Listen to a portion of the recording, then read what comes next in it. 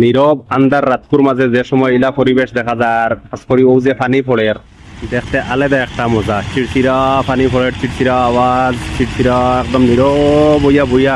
মানে যদি কোনো মানুষ এক সময় কোনো চিন্তিত থাকে, কোনো টেনশনও থাকে, তার মন দিল বালা না। আর আমি ভাবি যে ইলা কোনো পরিবেশ আইয়া যদি বয় নিচুপ বইয়া একবারে কোনো এক সাইডে ওটা দেওয়ালো বইয়া আর ওটার বা জিন্দরি সাইডে থাকে, তার এটা দুনিয়ার যত দুনিয়াদারি টেনশন আছে কত বিলকুল লাগে হরি যাব, মাইন্ড ফ্রেশ হয়ে যাব একবারে গিয়া।